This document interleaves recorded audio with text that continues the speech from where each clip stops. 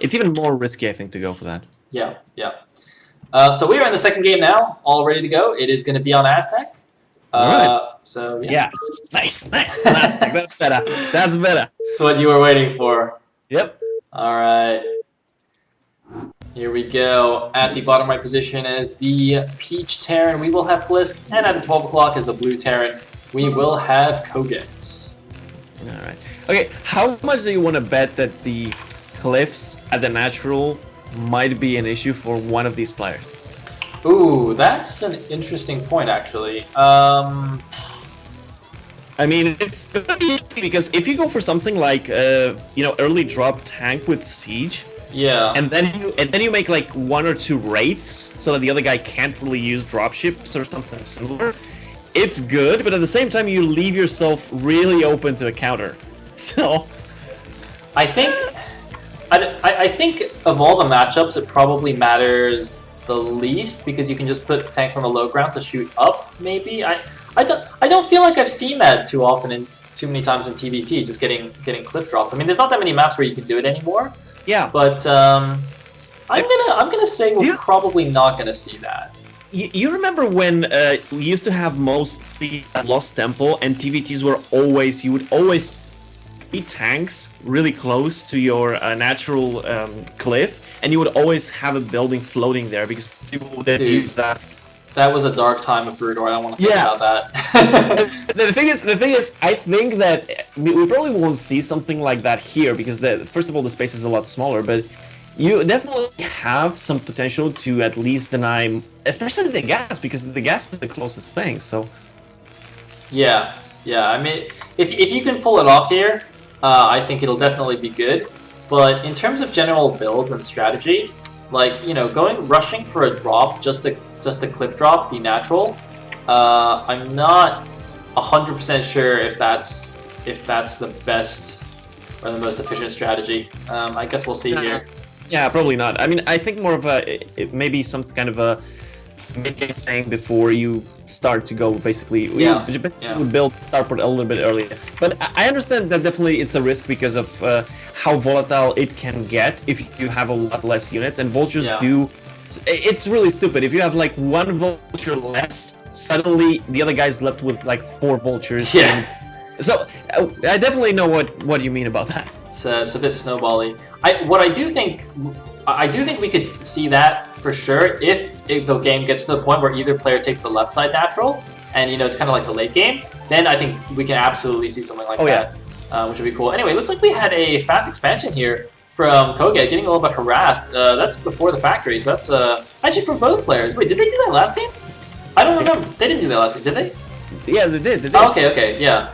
So both players actually going for Command Center before Factory again, which is interesting, and yeah, putting barracks in pretty much the same place. Mirror builds here from these guys. Yeah, I mean, to be honest, I think it kind of makes sense. They played last game this style. There was, even though there was a small marine attack, nothing really happened. So probably kind of safe to assume that they can start with the same style again and nothing crazy is gonna happen. Yeah. Looks like, well, I think Koget has a 1 SCV advantage now because his SCV escaped and Flisk's didn't, but the supplies look pretty much the same to me. Yeah. So, yeah. Okay, so basically, until we see maybe what comes after the factory, probably it's going to be relatively quiet here. It would be really risky to try to commit to anything. Like making 4 or 5 marines usually is not really the best way to go about this, especially because since normally gas is the limiting factor for the players in TVT, losing a few SCVs isn't as big of a deal as in other matchups, I believe. Yeah, I think that's absolutely right. Especially in the late game, oftentimes you have so many extra minerals. You see players just building a bunch of command centers all over the place. But anyway, 2 factories on the way for both, just mirror builds. And of course they are kind of slow macro mirror builds, so we're just going to have to wait a little while to see what happens. You know what, though? Here, the thing about this is that if you do get close to the natural with a siege tank, you could potentially be shooting at the main and still be difficult for your opponent because he has a downhill ramp. Yeah. I don't think it's gonna come to play because usually you see that with a one base build, something like maybe a starport early to harass a little bit, then a siege or something like that. But definitely, it seems that for now they're going to be going for something similar as last game. 3 factories for both players. I'm excited, man. More Vulture Wars. Of course, the middle of the map is quite different from last game, so you know there's not that nice middle high ground to camp. But yeah, we shall see what happens. It is going to be Vulture Wars, right? Yeah. Extra factories coming up for Koget. Definitely going to be some more Vast Vulture. Wow, this is actually really exciting. I'm actually so happy about this. You know that one of the rare times we get to see TBT in a foreign tournament, we actually get lots of mass Vulture. This is pretty cool. You know what I'm really hoping? I hope this is another exciting Vulture on Vulture game. And then Flisk wins, and we go to Game 3 on Fighting Spirit, and then they play the more standard, huge, dropships, tanks, big battle lines all over the place, that kind of thing. Though, I don't think I like the Vulture mass on this map, because there's a lot of cliffs and a lot of ways to get in. So once you get through, I mean, you could potentially block a few of these locations with less units and still be pretty fine. I'm not sure that it might be more tricky to be aggressive on this map with vultures. Yes, I think that's definitely right. But you know what? It's cool. That's the important thing, right? All you gotta do is do something that's cool. You know one move that I've seen some Koreans do in Vulture Wars, and this is something I believe that if anybody does that, I'm going to be so happy, is as you're attacking, you land the barracks, and some of the shots of your opponent's Vultures will actually start attacking the barracks. Yeah. So if they don't control them perfectly, you can get a very good engagement. That would be quite amusing if it happened. I mean, we already saw, I think, Koget do a landing in his opponent's natural to pretend to be part of his wall or something. But I don't think that actually did anything because it wasn't a complete wall. We do have an early starport though from Koget. He's already got the starport before the Vulture numbers are even too high. I didn't notice when he took it last game, when he built it last game, but he's already built his first one now. So he could potentially start thinking about that rate switch yet again here against Flisk. I think it's a lot earlier this game. Yeah. Which, I mean, I think it's a good idea, especially if they continue this kind of style, but I would assume that Flisk might at least expect it, because he will see that the game is following exactly like last time, so I'm not sure, but we'll see. Maybe that's why he's doing it faster, because Flisk expects the same timing as last game, and this is going to be, there's going to be a lot more raids a lot more quickly. Now, this barracks though is floating in though, that's quite dangerous to actually seeing the starport, but it is only a single starport so far. So it's not like it's a huge commitment. It's actually floating slightly southwards. I don't know if it's actually going to see it. Yeah, if it continues that path... Oh, it actually stops. Okay, so now it's stopped. So I still think that because of this high ground location, you can leave a few vultures on the small ramp and eventually just, come with them if they come for the wide, which is usually what they will do. Okay, so let's see. Flisk is again trying to be the aggressor. I mean, I don't like that too much. Maybe just laying mines and getting out of there? Well, he's going in, and he's going out. Just wanted to say hi, just a friendly hello. But it's actually attacking now, so... Okay, let's see. Let's see who comes up on top on this exchange. Oh man, I think Flisk has the numbers advantage, but no, more reinforcements coming down for Koget. Koget now looks like the one who's slightly ahead, and just like you said in the beginning, the small numbers advantage translates into a pretty big end of fight advantage. And you can see these vultures just running away. Oh, very smart move though, running into the nearby high ground platform there instead of just trying to run home where they would have all got chased down here. And interestingly, even though Koget is the one who is going for raids already, he's actually winning these vulture wars. Yeah, I mean, again, why go up up ramp? It's just... Oh, okay, so now the vulture is... Oh, now the raids are here. And what are they doing? They have to do something, come on. Dude, they're just putting on an air show. Yeah, I think that's the correct move. In most cases, the correct move is to go for those SCVs, and yeah, no anti-air, nothing you can do. You just gotta try and pull the SCVs that are being shot to the main to try and waste some of the raid's time. Meanwhile, though, Looks like the vultures from Koget have pulled back. I'm a little bit surprised. I thought he might try and keep on the pressure there, but is instead just going to let his raids kill everything here. It is just 2 raids. They don't actually have the highest DPS, so so not going to kill too many SCVs just yet, but you know, anything is good. And now the first Goliath is out, so that should be it for the raids. Oh, the raids. What this thing? Probably just shift click. Okay. Now it's because there's a vulture engagement at the front. Yeah, I think Koget was looking at the vulture fight at the front. I don't know if Flisk did that on purpose at the same time to distract him or something, but takes out one of the wraiths, which is pretty nice. And I don't actually see even a third wraith yet. Looks like it might have been a sort of a fake wraith switch or something. Oh no, there is another healthy one here. He didn't actually commit though. I mean, like what is this? The control tower is being added now. So I don't think this is going to be... I mean, I would be surprised if this is for Cloak, just on one starport, because it feels like you're not going to have that many raids. He has a second one in a random place at the bottom right of his main. I just found it. Oh, okay. Yeah. Alright, so basically he's going for the same thing, and for now at least, he should at least shoot some of these vultures, at least get some free damage. Yep, just gonna poke a little bit. I mean, it's basically just tickling the vultures. But if he kills a couple, then that's fine. Just trying to be as annoying as possible. Let's see, is Goliath range on the way? Yeah, it is on the way here. So, I think it was a bit of a mind game again from Koget to be like, oh, last game, you know, I won with the raids. This game I'll go slightly faster, but I won't commit. I'll just go the 1-port raid, freak him out a little bit, and play the game from there. However, it looks like Flisk is already taking a third base here at the left side. Notice he's taking the gas base and not the mineral only.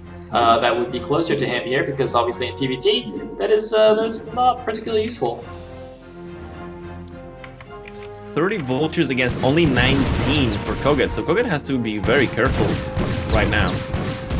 Bit of a scan there. Oh, being chased up his ramp. He does have 3 tanks there, so should be fine. Yeah, with the siege mode there, gonna be just fine. And oh my god, we might see it. We might see the cliff drop. Oh my god. It's possible. It might happen.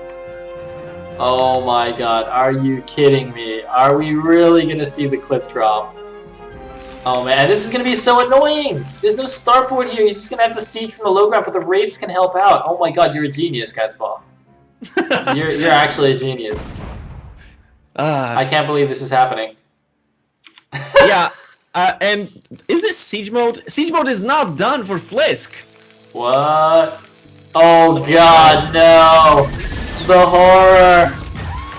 The pain! Oh my god, everybody's getting Lost Temple flashbacks now. Look at this tank, he's like, guys, I can help! Wait, no I can't! Why can't I go into siege mode? He's going for an all-in counter. He's going for the counterattack. Man, that should not work with that many tanks here. Yeah, I think he's just gonna type out here. Yeah, most likely. I mean, he still can go back, and he's still got another base, so it's not the end of the world yet, but it's definitely bad. It is very dangerous. Alright, 1 tank down. Oh, doing the micro. Come on, you gotta save the last tank. They might not even be in range, actually. And boom. Wow, cost him a lot of raids for that, but he saves the 1 tank here.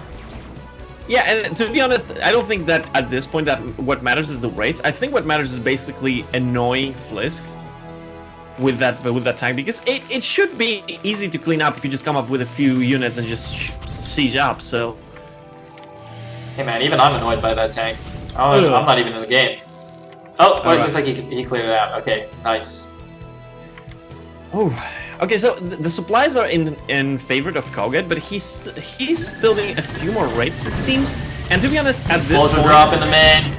Oh, that's nice. Even more SCV kills. Wow, Koget doing some really, really nice map plays here. And he's killing a good number of SCVs, forcing the rest to run away. Yeah, oh. You know, I think Koget's thumb is healed. We got actually 3 drop ships, and it's not full of tanks, but 5 tanks in there. There's also another single dropship going towards the National Cliff, but it's going to get blocked by Goliaths because it was spotted. I don't actually see... Oh, there are the dropships. Okay, yes, so there's more dropships on the right side. He was trying to double drop here, trying to drop the natural and the main at the same time. Looks like the natural drop has been stopped, so he's just going to go for the main. Here we go. Big tank drop in the main. That's going to be bad. All those depots in there as well.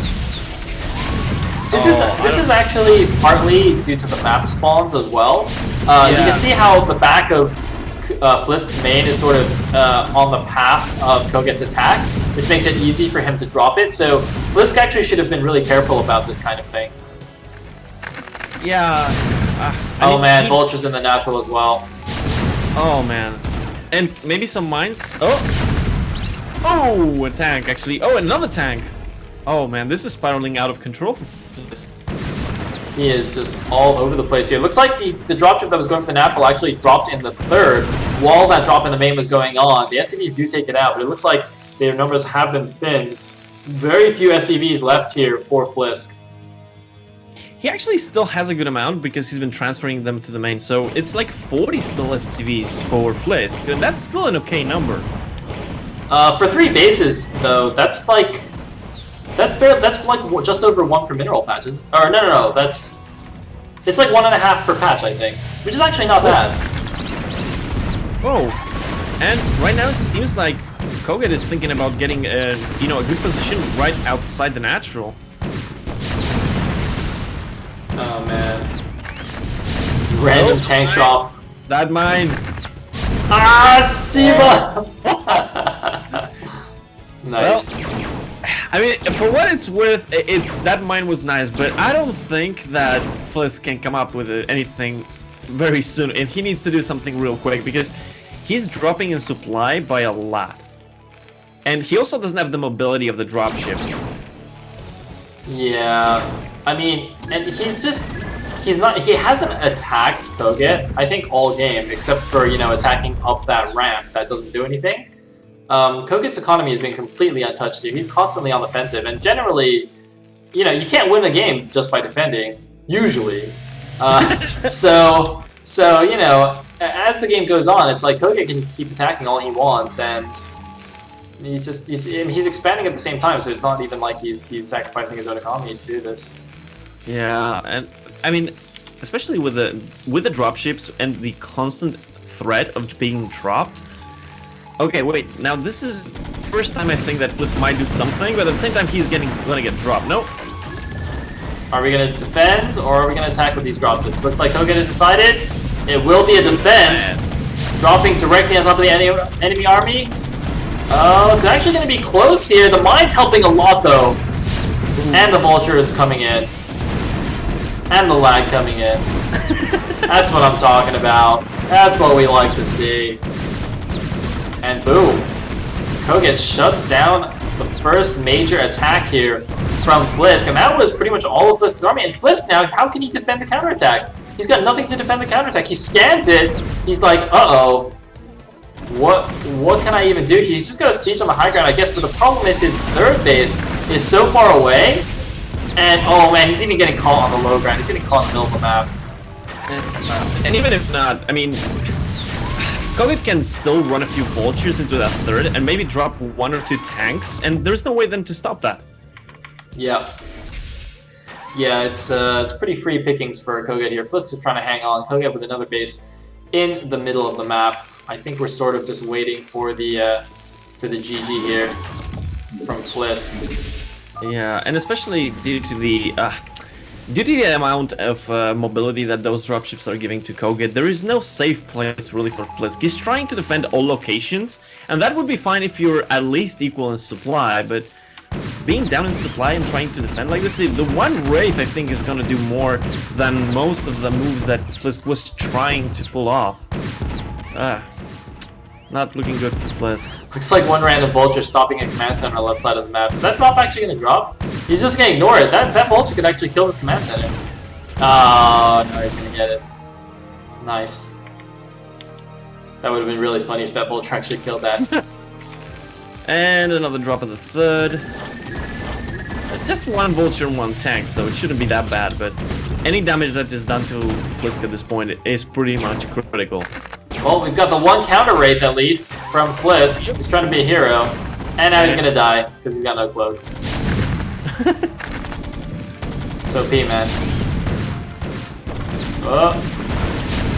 Oh, okay. So at least for now, Flisk is getting some economy. I mean, he will get another mineral only, but after that, I don't know what he's gonna try to do because what's the next gas base that he can take? Well, I guess none without move. I guess he would have to go for this inside one, just outside his natural, Yeah. and that's just so exposed. So yeah, basically without a bigger army, there's not much he can do. Koget actually floating quite a bit of money here. The gas is the important thing. See how much he has. It's actually not that much gas, so that's sort of acceptable.